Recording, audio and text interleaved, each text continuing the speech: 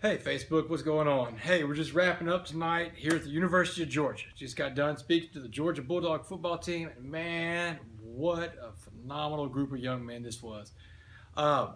First things first, Georgia Bulldog, their mascot, Uga. Mom, Dad, Uga looks a lot like Watson. He may be a little bit fatter than Watson, and it's funny because some of the guys on the team were telling me that Uga's pretty lazy. He sits around and doesn't do a whole lot. He's got an air-conditioned doghouse too, which is basically y'all's house. It's like Watson's air-conditioned doghouse. But it reminded me of Watson because Watson's pretty lazy too.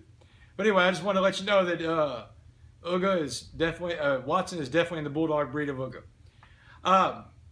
So we had a great talk. These guys came in, they listened, they were in tune, and afterwards, these guys will always come up and talk and ask questions and make comments and then follow me on social media. But one guy asked a question tonight. He said, hey, if you were so strung out on meth and everything was as bad as you say, then how do you have that championship football ring on your finger? Good question. And here's the answer. The answer is this ring was in my parents' house in LaBelle, Texas, after I got out of school. You see, I went off after college, worked in Congress in Washington, worked for a guy running for president, worked for one of the biggest Wall Street banks in the world, UBS, training to be a broker, got hooked on meth, started breaking into houses. I lost everything, y'all. I had nothing left in life. And if I would have had this ring that whole time, I would have smoked it up in a heartbeat, because that's what addicts do. Addicts do anything they have to do to get high, and nothing is sacred. I saw people give up their children.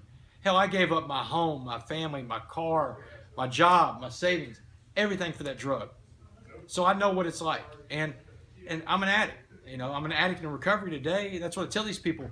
Don't let this clean-cut looking guy fool you. I mean, I'm in recovery today, but if I was in my addiction, I'd be living like an animal with dirt under my fingernails and living from day to day, trying to find a way to get high. But because I have a program of recovery today, because I put that program of recovery in front of everything, I get to go out and go talk to people. I get to go share my story, share my experience, strength, and hope with others.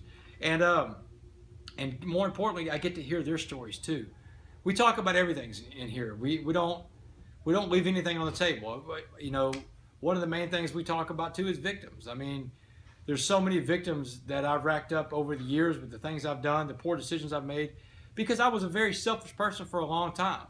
And I was a not so good guy. I was a bad guy. I was real cocky when I was younger and made a lot of mistakes in life. But I've learned, and from the power of God, by turning over all the power to God, I am able to be humble today and go out and be where I'm most useful.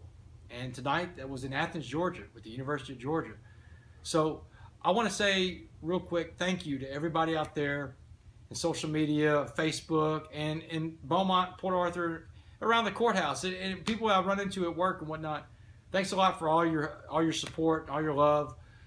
With what you do, with what you tell me all the time, and all your comments that you make on Facebook. I may not always reply, but it doesn't mean I'm not reading them, and I really appreciate it, y'all.